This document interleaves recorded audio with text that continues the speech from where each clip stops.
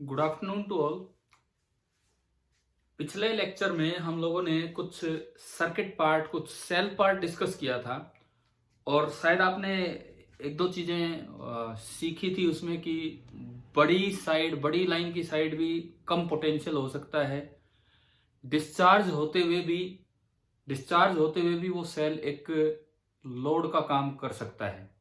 क्या वो दो पॉइंट्स आपको समझ आ गए थे कल की क्लास के?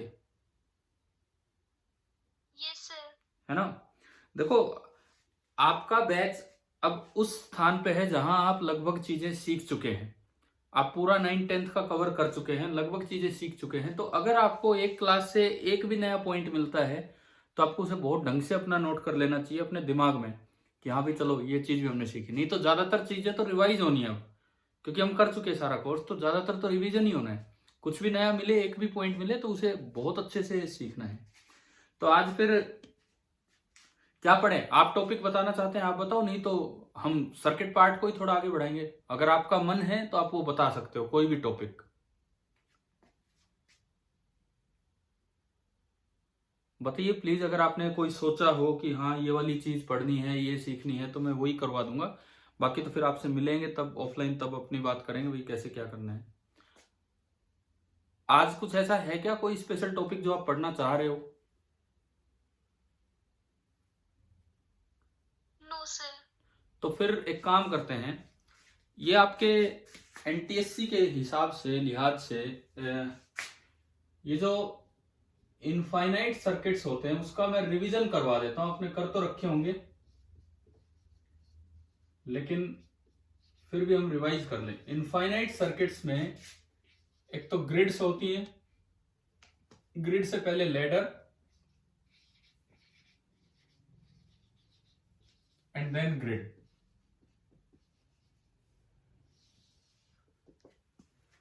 लैडर एंड ग्रिड, ये देखिए क्या है। लैडर मतलब सीडी, वन डायमेंशनल, और ग्रिड मतलब एक पूरा जाल सा फैला रहे वो। क्वेश्चंस के थ्रू ही हम बात कर लें, दो तीन सवाल लेके ही। Question number 1,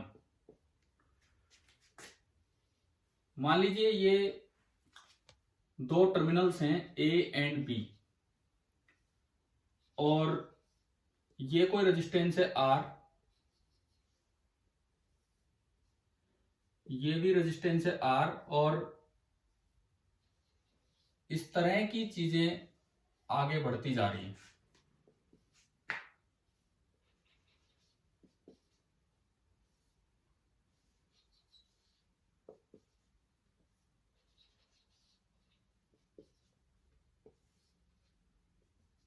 and this is up to infinite.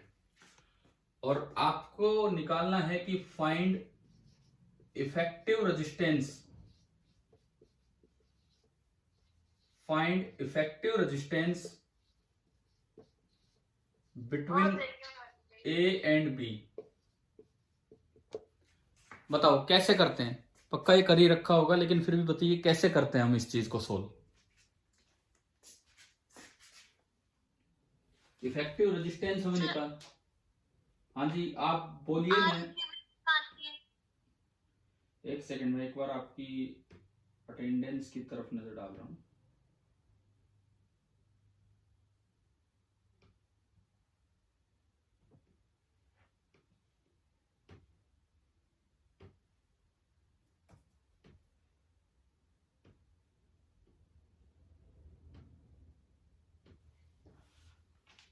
हाँ जी देखो, ये आप मानते हैं कि मैंने मान लिया कि ए बी के क्रॉस जो इक्विवेलेंट रेजिस्टेंस है, कुछ भी आप वेरिएबल मान लो X, let R equivalent A B के क्रॉस एक्स माना। तो दोबारा ऐसे दो पॉइंट कहां आपको मिलेंगे कि उसको भी मैं आगे एक्स बोल सकता हूं? दोबारा ऐसे दो पॉइंट, आप एक पार्ट हटा दो, एक पार्ट हटा दो, मैं एक नया पॉइंट बोलता हूं सी और एक पॉइंट बोलता हूं डी। इस इनफाइनाइट नेटवर्क के लिए जैसे टर्मिनल ए बी है, क्या बिल्कुल सेम वैसे ही सी डी है कि नहीं है, सी और डी? Yes sir. बिल्कुल ही वही का वही नेटवर्क। जैसे आप इसको छुपा भी लें तो वही का वही नेटवर्क आगे इन्फिनिटी तक जा रहा है। तो इसका ये मतलब है कि R equivalent across C D वो भी आपका एक्स होगा। तो आप इस पूरे नेटवर्क को इस तरह से रिप्लेस कर सकते हैं, ये आर है, ये भी आर है, ये ए और बी है, इससे पीछे ये टर्मिनल है सी और ये टर्मिनल है डी, और इनके बीच में जो बचा हुआ सारा नेटवर्क है उसकी रेजिस्टेंस भी एक्स है और ये भी एक्स है। हम इस तरह से सोल्व कर लेते हैं इसको छोटा बना के। अब देखो ये दोनों किस में, पैरेलल या सीरीज? पैरेलल। तो पैरेलल का होगा R into X upon R plus X, और फिर ये इसके साथ, ये जो एक बचेगा वो इसके साथ सीरीज, और वो जो पूरा बचेगा वो x आना चाहिए। इसका मतलब हमारी इक्वेशन बनती है x बराबर r plus R into X upon R plus X. आप एलसीएम लेते हैं r प्लस एक्स, ये बन जाता है R square plus R X and plus R X. फिर से आप मल्टीप्लाई करते हैं इधर, तो r into X plus X square, R square plus R X plus R X, और आर एक्स से आर एक्स कैंसिल, यहां से आता है X square minus R into x minus R square is equal to 0। एक quadratic equation आ गई। Quadratic equation का जब आप रूट लगाते हैं, डायरेक्ट ये फॉर्मूला लगाएं, माइनस बी, तो minus minus plus R, plus minus under the root B का square that is R square, minus 4ac, तो माइनस माइनस ये प्लस होके और ये 4r स्क्वायर आएगा, डिवाइडेड बाई 2a, मतलब a 1 है, ये आपका 2 हो गया। यहां से अगर मैं x देखूं तो एक रूट तो आ रहा है r plus root 5r by 2, और एक रूट आएगा r minus root 5r by 2। अच्छा ये नेगेटिव है तो आप इसको इग्नोर कर देते हैं, तो यानी कि मेरा जो आंसर आ जाता है x, वो आ जाता है r common into 1 plus under root 5 by 2। ये एक लेडर का एक सिंपल सा हमने क्वेश्चन लिया था, आप एक बार नोट कीजिए, फिर मैं इसमें चेंज करके ना आपको कुछ और देता हूं जस्ट इसके बाद। एक बार इसका स्क्रीनशॉट लेता हूं।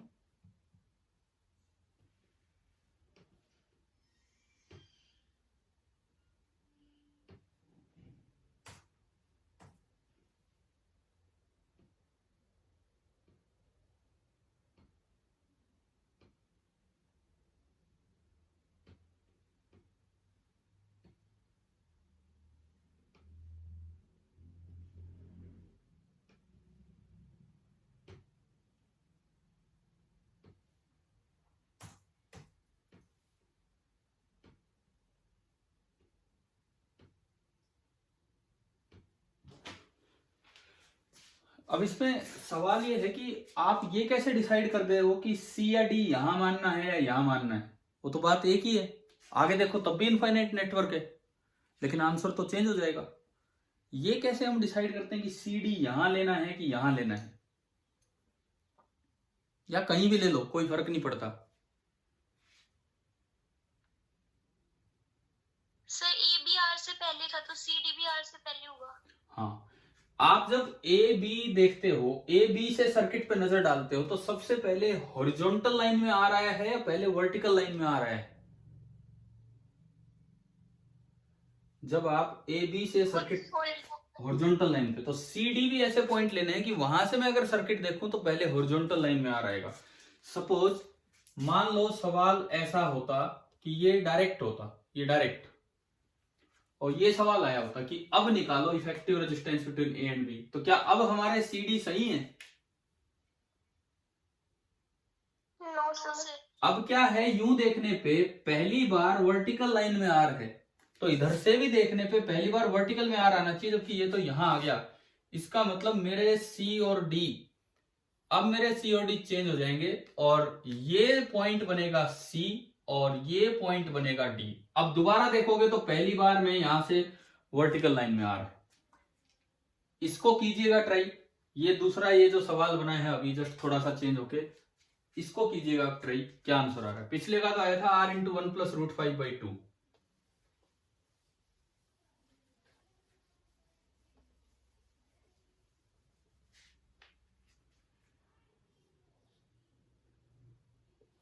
ये इंफिनिटी तक जा रहा है इस तरीके से।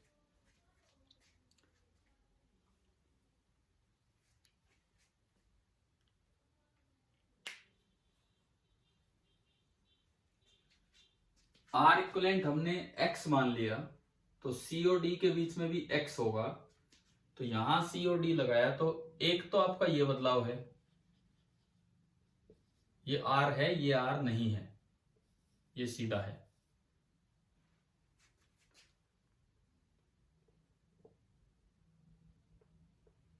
अब बताओ, पहले ये दोनों सीरीज में है या ये दोनों पैरेलल में है? सीरीज।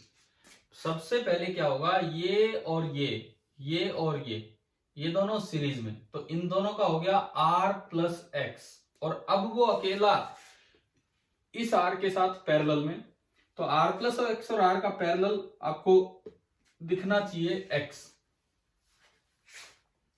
यानी कि अब जो हमारी इक्वेशन बनेगी, ये तो चलता जा रहा था इंफिनिटी तक, अब हमारी इक्वेशन बनेगी r into R plus x,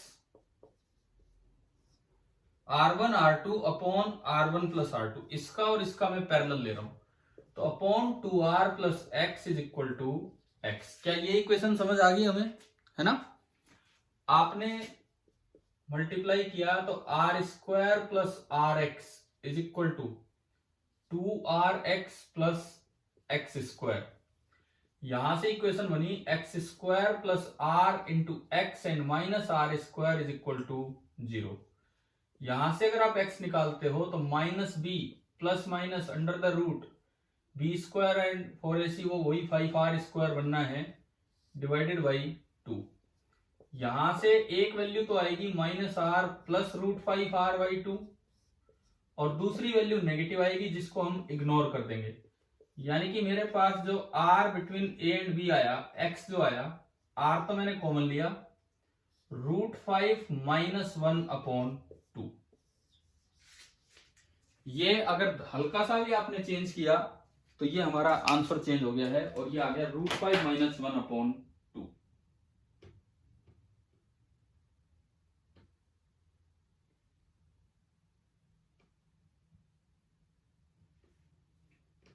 क्या पिछली बार भी यही आंसर था कि इससे अलग था, बताओ?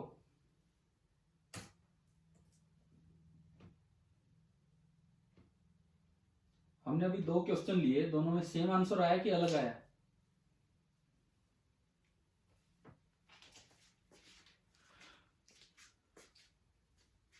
पिछली बार क्या आंसर आया था?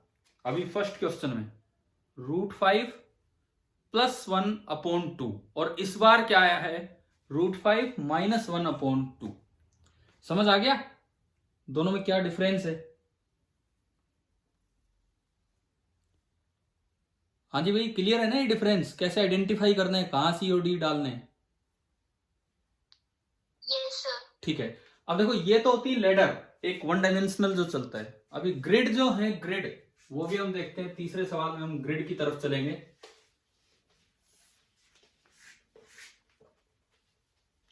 अभी 2 साल पहले हरियाणा रीजन में एनटीएससी वाले में एक ग्रिड भी आ गया था, स्क्वायर ग्रिड, शायद आपने कर रखा हो। 2 साल पहले हरियाणा रीजन का ही ये क्वेश्चन है, स्क्वायर ग्रिड वाला।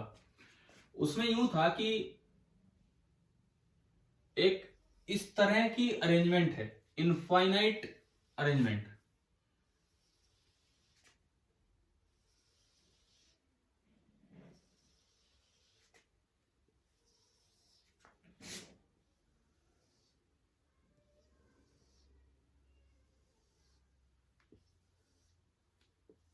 इस तरह का इनफाइनाइट अरेंजमेंट है, ये चलता ही जा रहा है, और हर वायर की, ग्रिड के किसी भी एक एज की जो रेजिस्टेंस है वो R है। पूरे में ऐसा था। बताओ, ये वाला क्वेश्चन किया हुआ है ना आपने? ये आया था एनटीएससी हरियाणा रीजन में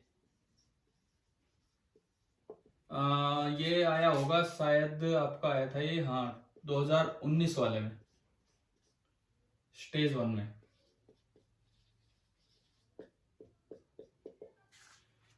ये बताओ ग्रिड सोल्व करने आते हैं? इनफाइनाइट ग्रिड कैसे सोल्व करते हैं?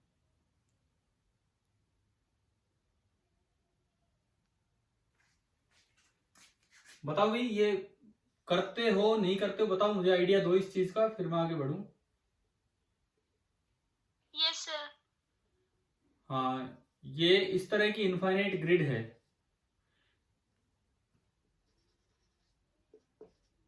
कैसे सोल्व करते हैं इसको, क्या तरीका होता है बताओ चलो। इस तरह की इनफाइनाइट ग्रिड है, ये पूरे में आर ही आर चलेगा, कैसे सोल्व करें हम इसको?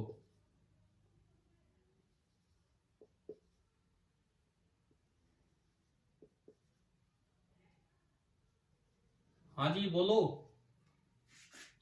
ये जब 2019 में ये क्वेश्चन आया तो देखो किस्मत की बात, एक बच्चा पेपर से जस्ट 2 दिन पहले,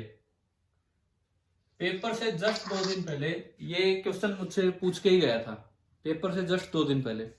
और ये क्वेश्चन आपका एनटीएससी 2019 में आ गया था। अब आपका आज तो 2 साल हो चुके हैं, 3 साल हो चुके हैं, तो अभी तो हमने कर ही लिया होगा पूरा सोल्व। कैसे इसको सोल्व करते हैं, ये जो हम ग्रिड बना रहे हैं सारे के सारे नेटवर्क, ये जो हर एक ब्रांच की रेजिस्टेंस आर है, इसको हम किस तरीके से सोल्व करते हैं? तरीका समझिए आप क्या होता है।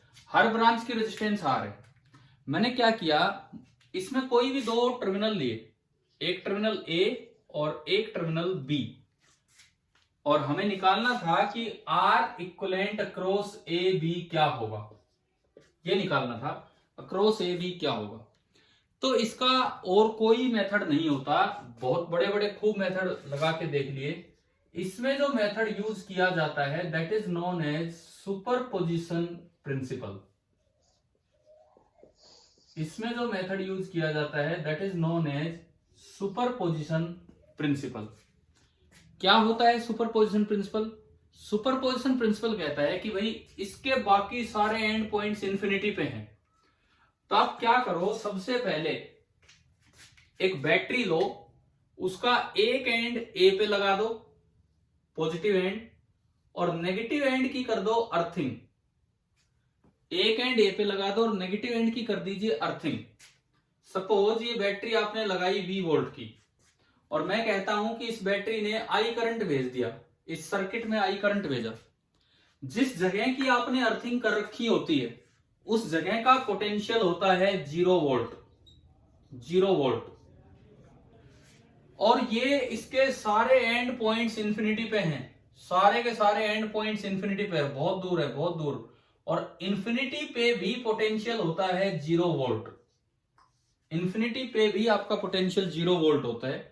तो अगर आप इसकी अर्थिंग करते हैं तो इसका मतलब होता है कि जैसे आपने इस वाले एंड को बाहर की दीवार से कनेक्ट कर दिया है, जो बाहर की बाउंड्री होगी वहां कनेक्ट कर दिया है, तो एक तरह से ये आई करंट एंटर ए से कर रहा है, लेकिन निकल रहा होगा हर तरफ इंफिनिटी से। तो जैसे ये करंट आएगा ए पे, जैसे ये करंट आएगा ए पे, मैं इसको यहां से बनाता हूं यूं, ये करंट यूं आया, मान लो आई करंट आया। एक बार यहां बताओ कितने रास्ते हैं करंट के पास आगे जाने के लिए? अगर ये करंट ए पे एंटर करता है, ए पे ये करंट एंटर करता है इस बैटरी से, तो कितने पाथ हैं करंट के पास आगे जाने के लिए? एक ऊपर, एक नीचे, बताओ टोटल कितने रास्ते दिख रहे हैं आपको? 4। इस करंट के यहां आपको दिख रहे हैं टोटल 4 पाथ, और बाहर निकलने के हिसाब से चारों आइडेंटिकल हैं। इधर जाएगा वो भी इंफिनिटी पे निकलना है, इधर जाएगा वो भी इंफिनिटी पे, इधर वाला भी इंफिनिटी पे।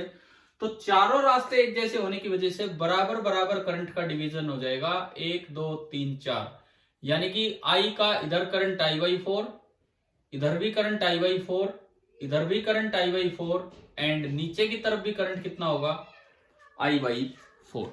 तो अगर मैं केवल ए पे बैटरी का एक टर्मिनल लगाऊं और दूसरा इंफिनिटी पे भेज दूं, तो ए बी वायर में कितना करंट गया आप ये बताओ? ए बी वायर में अगर मान I/4 पूरा करंट आया, आई आया, तो यानी कि A टू B जो करंट गया दैट वाज I/4। ठीक है, एक काम आपने ये किया। दूसरा काम, अब आप क्या करो, करंट को एंटर इंफिनिटी से करवाओ और निकलवाओ B से। मान लो ये मैं हटा दूं, सपोज ये सारा का सारा कनेक्शन मैं हटा दूं यहां से, ये टोटल कनेक्शन मैं हटा दूं यहां से, और अब इसके बाद ये सारा हमने हटा दिया जैसा भी था।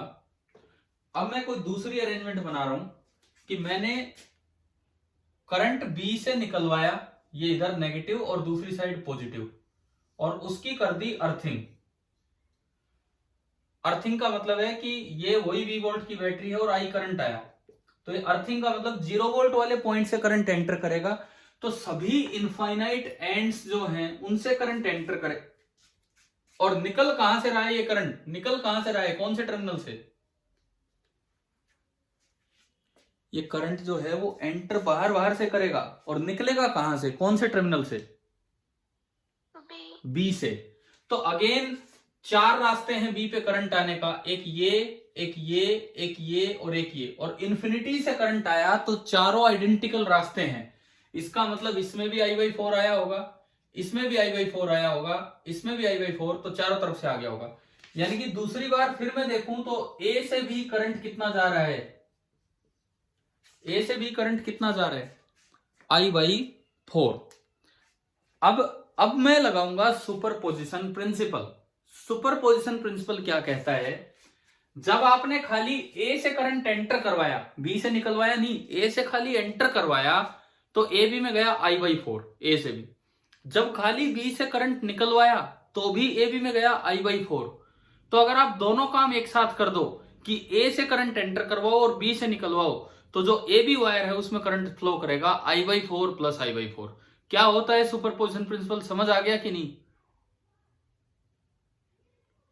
अगर आपने इनफाइनाइट ग्रिड में खाली ए से करंट एंटर करवाया, निकलवाया नहीं बी से, निकलवाया इन्फिनिटी से, तो ए बी में कितना करंट फ्लो कर रहा है, I/4। अगर आप खाली बी से निकलवा रहे हो और एंटर इन्फिनिटी से करवा रहे हो, तो भी ए बी में कितना करंट फ्लो कर रहा है, ए से बी, I/4।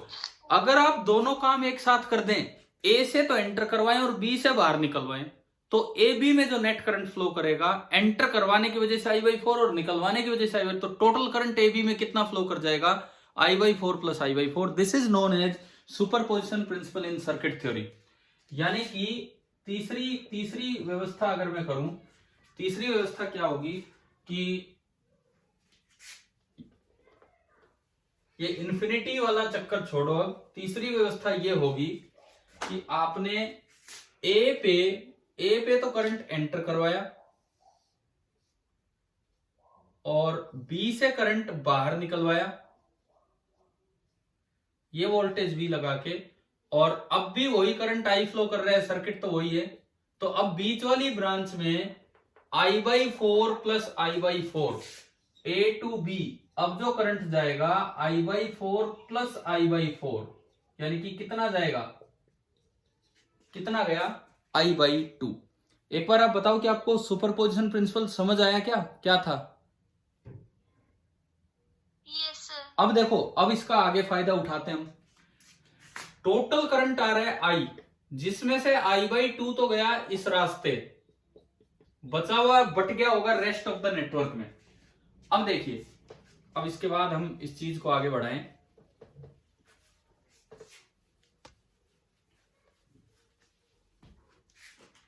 मैंने माना कि let rest of the network जो कि ए बी के अलावा है, except A B, rest of the network, उसकी आर इक्विवेलेंट मैंने एक्स मान लिया, उसका आर इक्विवेलेंट एक्स मान लिया। तो अब देखो ये नेटवर्क क्या बनेगा, एक तो ए और बी के बीच में ये लगा हुआ है आर, और एक ए और बी के बीच में रेस्ट ऑफ द जितना भी नेटवर्क है वो आप साइड में कहीं भी दिखा दो, वो उसका इक्विवेलेंट आपने माना एक्स। और अब आपने ये देखा है कि अगर आप आई करंट भेजते हैं, बी से निकलवाते हैं, ए से भेजते हैं, तो इस ए बी वाले आर में कितना चल के गया है, ए बी वाले आर में कितना चल के गया है, I/2। तो I में से I/2 इधर गया तो इधर भी कितना जाएगा, I में से I/2 उधर गया तो बचा I/2 ही नीचे जाएगा। और पैरेलल में अगर बराबर करंट बटा है, पैरेलल में अगर बराबर करंट बटा है तो इसका मतलब R और X दोनों बराबर है। बराबर करंट बटा है तो R और X दोनों बराबर है, तो इसका इक्विवेलेंट ये बना और हमें पता लग गया कि X बराबर R है। तो अब अगर मैं R equivalent across A B निकालूं तो वो होगा R into X upon R plus X, यानी कि R into R upon 2R। इसका मतलब ये आंसर कितना आ गया, R/2। अब ये जैसे 2019 की मैं बात कर रहा था आपसे, एक बच्चा 2 दिन पहले अपने अलग से डाउट में ये क्वेश्चन पूछ गया और जब वो एनटीएससी का पेपर हुआ 2 दिन बाद, उस बच्चे को तो आंसर याद था। बोले सर मुझे तरीका तो पता नहीं, ध्यान था नहीं था, लेकिन आंसर याद था तो मैंने तो सीधा टिक कर दिया था इस तरीके से। चलो ठीक है, मुझे लगता है कि शायद आपको मेथड क्लियर है ना। अब ये क्या मेथड था, किस तरह से सुपरपोजिशन लगाए जाते हैं इसमें।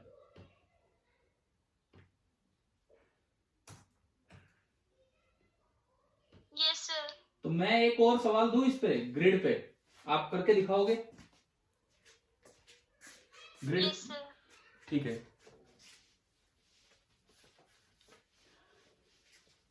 उससे फिर यूं पता लगता है ना कि हमने आंसर रटे नहीं हमने, हाँ कि सच में हो पा रहे हैं नहीं हो पा रहे हैं, ये वाली चीज।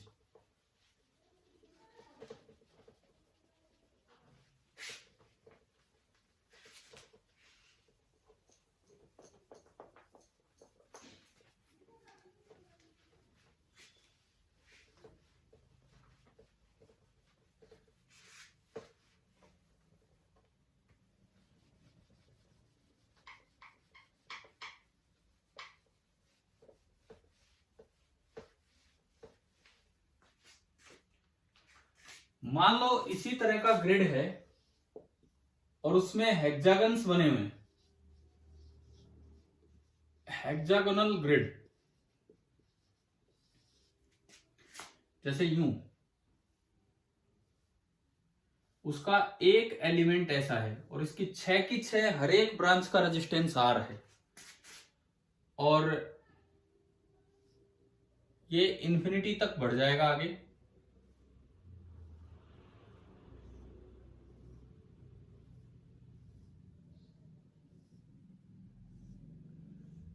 इस तरह का ग्रिड है।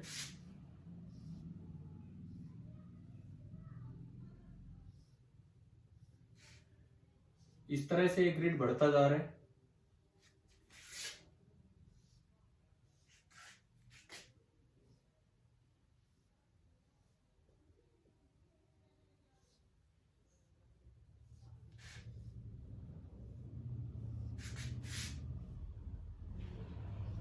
ये फैलता जा रहा है ग्रिड और हर एक ब्रांच का रेजिस्टेंस जो है, हर एक ब्रांच का रेजिस्टेंस R है। इस तरह का है सिमेट्रिक सा अरेंजमेंट, ठीक है। एक कोई वायर इसमें दे दी ए बी और ये आपको गिवन है कि each wire such as A B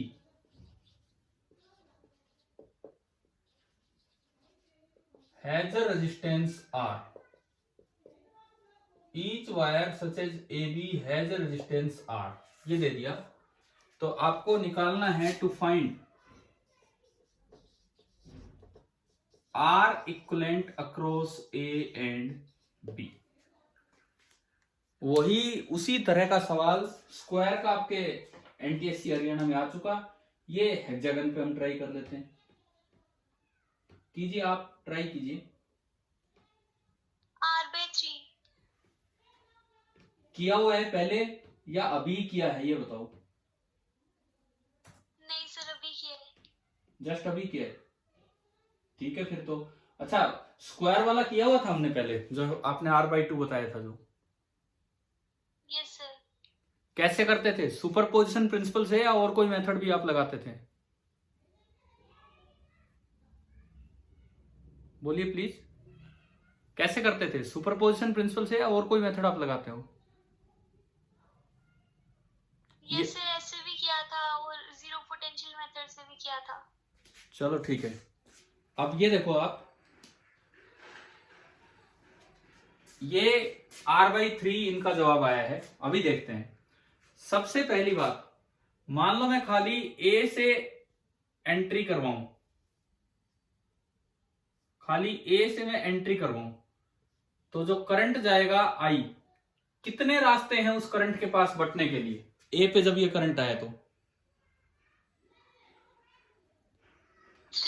3, और सिमेट्रिक है, सब कुछ सिमेट्रिक है, तो I/3 इधर गया, I/3 इधर गया और I/3 इधर गया। एक काम हुआ। फिर अगर मैं खाली B को देखता हूं, खाली B को,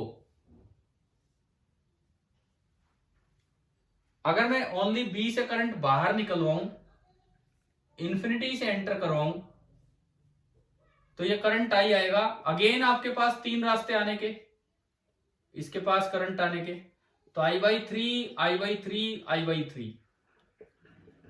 अब अगर मैं दोनों काम एक साथ कर दूं कि A से तो करंट एंटर करवाया और B से करंट बाहर निकलवाया और ये करंट आई है, तो बाई सुपरपोजिशन इस बीच वाली ब्रांच में कितना करंट होगा? 2I/3। Rest of the network का इक्विवेलेंट मैंने X मान लिया। तो अब मैं अपना सर्किट बनाऊं, ये A है, ये B है, A और B के बीच R है और रेस्ट ऑफ द नेटवर्क मैंने माना X है, बचा हुआ X है।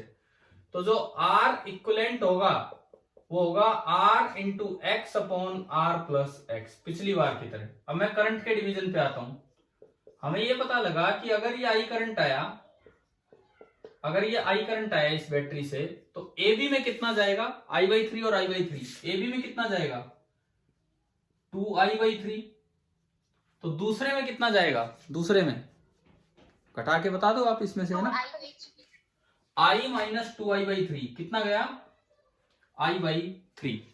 अब हम जानते हैं कि जो पैरेलल में करंट का डिवीजन होता है कैसे होता है? डायरेक्ट रेशियो की इनवर्स रेशियो? बताओ, पैरेलल में करंट का डिवीजन इनवर्स रेशियो। तो आप अगर ये निकालेंगे 2I/3 अपॉन I/3 बराबर उल्टा रेशियो X/R, तो आपका यहां से X आ गया 2R। तो हमने ये पता लगा लिया कि भाई X आया है 2R, और X अगर 2R आया तो R into 2R upon 3R, R into 2R upon R into X upon R plus 2R। समझ आ रहा है कि नहीं? बताओ, समझ आ रहा है ना? तो ये एक R से एक R गया और जो हमारा आंसर आएगा वो आएगा 2R/3। अभी आप क्या आंसर बताया था आपने? यही बताया था कि R/3 बताया था? कितना बताया था? R/3 बोला था। चलो कोई नहीं, आपने क्या मेथड लगाया था ये बताओ। इस तरह से ही गए थे या कुछ और ट्राई कर रहे थे? चलिए कोई नहीं, कम से कम अब तो आपको ग्रिड वगैरह सोल्व करने आ गए हैं, सुपरपोजिशन से कैसे करते हैं, जैसे हेक्सागन का भी आपने किया। ठीक है, आप इसको, ठीक है, आप इसको नोट कर लीजिए आराम से।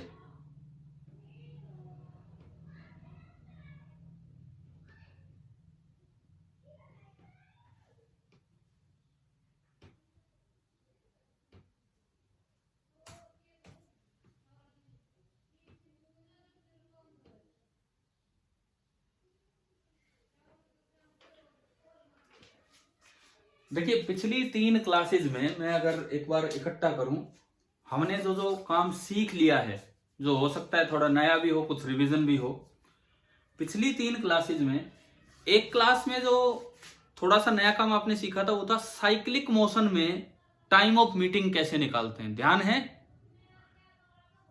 Cyclic motion, triangle, square, hexagon, और मैंने आपका जो टेस्ट लिया था उसमें 1-2 सवाल उस पर डाल भी रखे थे गूगल फॉर्म वाले टेस्ट पे, है ना? किए होंगे आपने अटेम्प्ट। ठीक है, एक दिन तो हमने वो सीखा।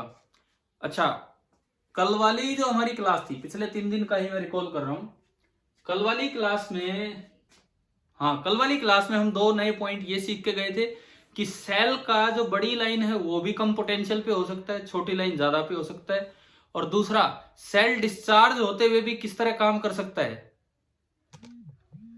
लोड या सोर्स? लोड। नॉर्मली जब कोई सेल डिस्चार्ज होता है तो वो सोर्स होता है, लेकिन वो लोड भी बन सकता है, जैसा कल का एक अरेंजमेंट लिया था। आज हमने हेक्सागन, लैडर और ग्रिड ये सीखे हैं। लैडर फिर भी बच्चों को याद रहते हैं, ग्रिड में कई बार क्या होता है वो आंसर एक आध सवाल के रट के ले जाते हैं, तो हमें ग्रिड का सुपरपोजिशन मेथड भी ढंग से आना चाहिए। तो आज का जो मेन हमारा जो आपका जो सीखने वाली बात थी वो थी कि इनफाइनाइट ग्रिड कैसे सोल्व करते हैं। तो मुझे लगता है कम से कम अब इसके बाद जब भी हम मिलेंगे, अब तो स्कूल में ही मिलेंगे, आपके स्कूल रीओपन हो रहे हैं, तो मेरी तो अगली क्लास डायरेक्ट आपसे स्कूल में ही मिलने पे होगी। आप जिस भी दिन जो भी टॉपिक पढ़ना चाहें आप रैंडमली वो भी पढ़ सकते हैं, क्योंकि आपने कोर्स तो पूरा किया हुआ है, नहीं तो फिर मैं आपको इसी तरीके से कुछ ना कुछ नई चीजें सिखाता रहूंगा उसमें। ठीक है भाई? अच्छा ये बताओ, व्हीटस्टोन ब्रिज तो पढ़ रखा होगा हमने, यूज करते होंगे हम अच्छे से सर्किट वर्किट में। बैलेंस्ड वाला और अनबैलेंस्ड वाला, अनबैलेंस्ड भी सोल्व करना सीख रखा होगा या खाली बैलेंस ही किया है? व्हीटस्टोन ब्रिज है, दोबारा बताओ क्या कह रहे हो? बैलेंस वाला ही किया है सर। तो ठीक है, अगले लेक्चर में जो स्कूल में होगा जैसे भी होगा हम थोड़ा व्हीटस्टोन ब्रिज पे फोकस कर लेंगे, है ना, या जो भी वो टॉपिक होगा, जिस भी चीज में कोई भी पार्ट मिसिंग होगा तो हम वो कवर करेंगे। ठीक है, आप ये नोट्स वोट्स ढंग से बनाया कीजिए। आज का टाइम तो होने वाला है, 1 मिनट बची है, तो और कोई कुछ बोलना चाहे, कुछ पूछना चाहे, कुछ कहना चाहे तो आप बताएं, हम तो आपसे इंटरेक्ट ही करना चाहते हैं ज्यादा से ज्यादा। ये 3 दिन के ये कॉन्सेप्ट आ गए ना समझ अच्छे से? Yes sir. ठीक है, कहीं लिखे भी हो तो जब आप स्कूल आए तो मुझे दिखाना आप कहाँ कैसे क्या नोट करते हो, ताकि मुझे भी यूं लगे कि हाँ भाई सच में आप लोग पढ़ रहे हो। चलो ठीक है, फिर आज की क्लास हम ऑफ करते हैं, लास्ट मिनट चल रहा है, अपने आप ऑफ हो जाएगा इसके बाद। Thank you.